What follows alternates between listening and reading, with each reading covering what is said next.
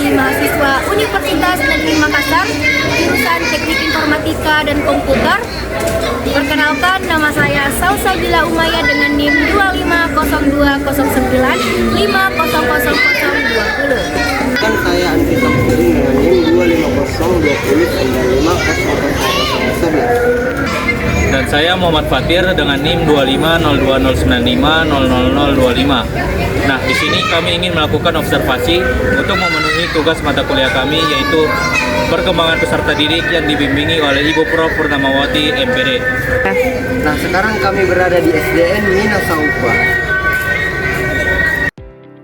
Jadi sekarang lagi proses pengantaran surat di mana kelompok 11 mengantarkan surat ke SDN Minasaupa untuk melakukan observasi, dan kita disambut oleh guru-guru di sana dengan sangat baik, ramah, sehingga memudahkan kami untuk melakukan observasi.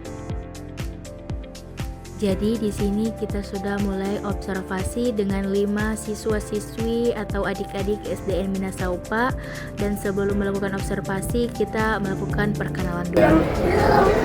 Oke, mohon marteni dulu ya. Baik, Assalamualaikum warahmatullahi wabarakatuh. Waalaikumsalam warahmatullahi wabarakatuh. Perkenalkan, saya ini Muhammad Fatir dan teman saya. Saya Salsabila Umaya. Kami ini dari Universitas Negeri Makassar ingin mengadakan suatu games untuk kepada adik-adik sekalian. Nah, itu berhadiah permen. Nah, sebelum itu bukan hanya permen sih, ada yang lain juga. Nah, sebelum itu bisakah kalian berkelima ini perkenalkan diri terlebih dahulu? Mungkin dari sini coba perkenalkan namanya. Siapa? Atifa. Ya, kalau kita Atifa. Adiba. Boleh? Siapa? Rafasya. Oke. Kemudian 8 kurang 5. Ulang. Tadi lihat kurang. Iya, Kan kita ada penjumlahan. 8 kurang 2.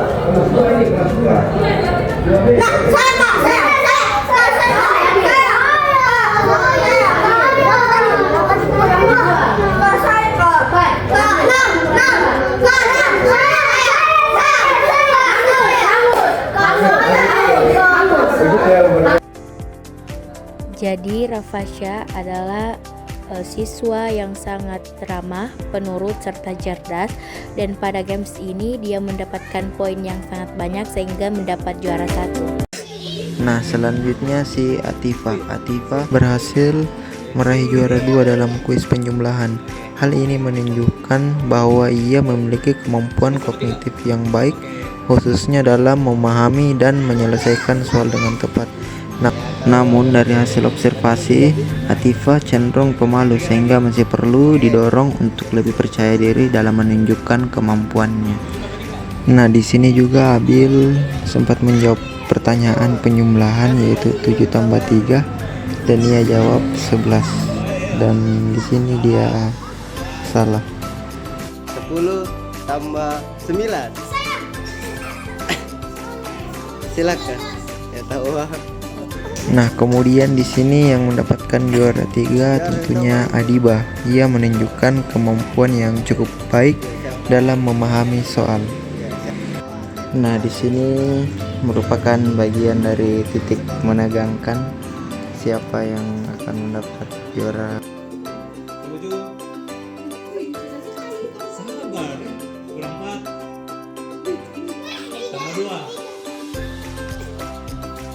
Nah, di sini yang mendapatkan juara keempat itu si Nathifah.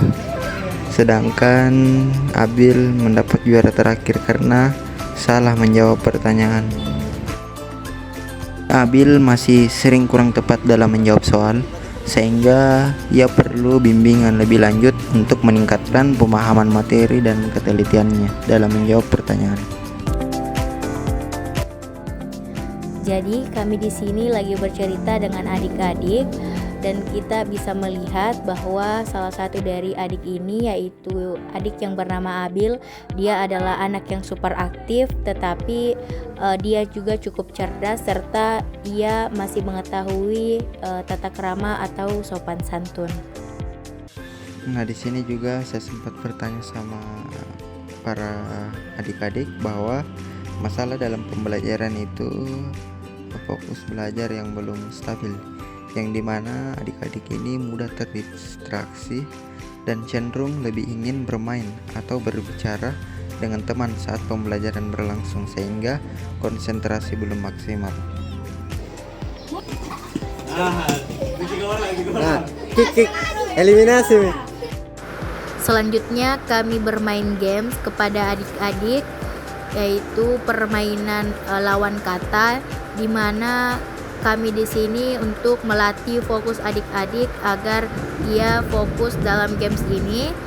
Dan yang paling terakhir keluar dari games ini dialah menjadi pemenang atau juara 1 dan akan mendapat hadiah dari kakak-kakak.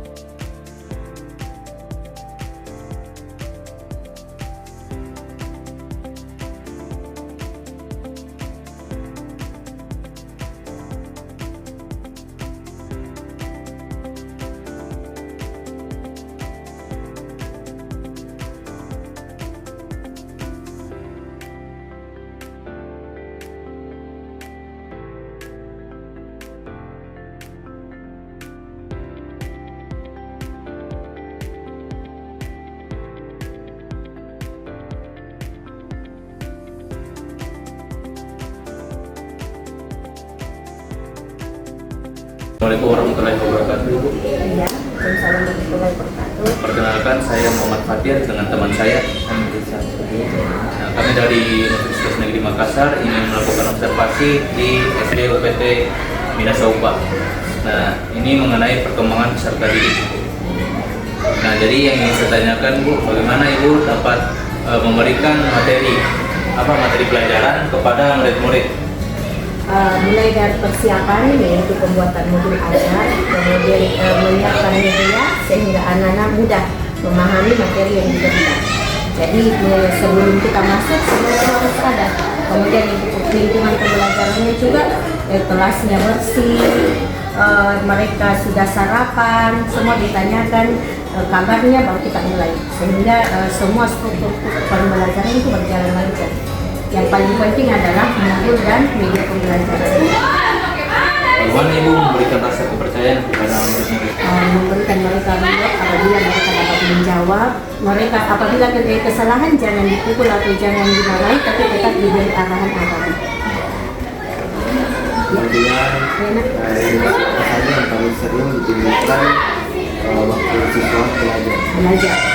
Kalau materinya itu kita bawakan materi dengan media pembelajaran yang baik, pasti mereka senang karena dia paham.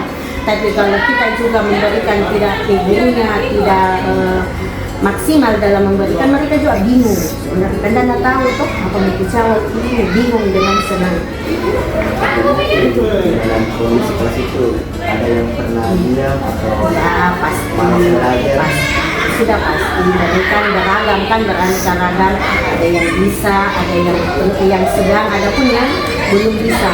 Jadi kalau yang belum bisa atau yang dia kita ada pendekatan tersendiri.